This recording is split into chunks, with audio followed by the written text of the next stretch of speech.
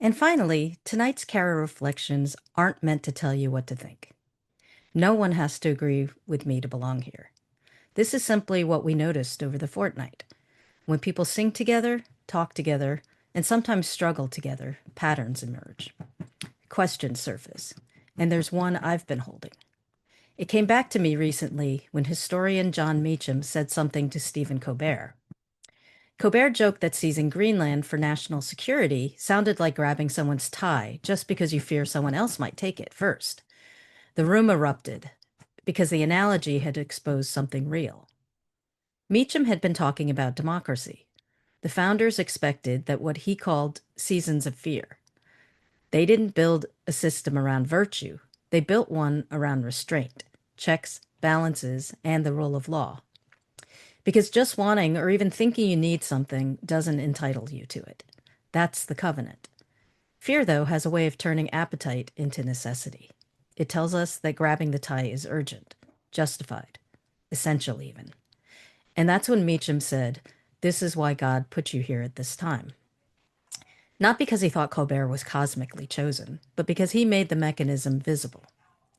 That line stayed with me, not in a religious sense, but in a human one. I've been thinking about it alongside my mother's story.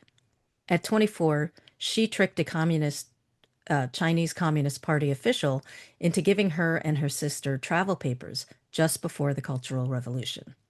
Students like her were being imprisoned, or worse. Later, from a refugee camp in Hong Kong, she applied to Barnard College. Not one of many schools, but as the only one.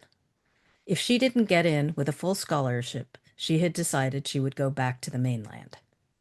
She got in, full scholarship plus a campus job to cover living expenses. Those odds weren't just hopeful, they were almost non-existent. So later in life, she wanted safety for me, not because she lacked courage, but because she knew exactly what courage had cost. And there's a pattern there. People who escape instability often spend the rest of their lives preserving what they secured. Risk becomes conservation. That's why Anna Runkle's work on Stop Playing Small resonates. Playing small isn't laziness, it's survival that outlived danger.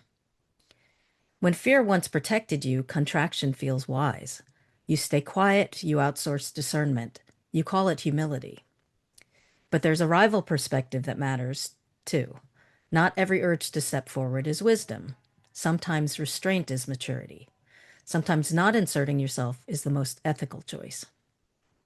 I felt pulled to correct, clarify, steady something wobbly, and realized that stepping in would soothe me more than serve the moment. In those moments, silence wasn't abdication, it was respect. So maybe the deeper work isn't simply be braver, maybe it's use discernment. The founders assumed human weakness, my mother understood risk, and we inherit both things, fear and responsibility. Some generations take risks so their children can be safe. Others are called to take risks because safety no longer serves them.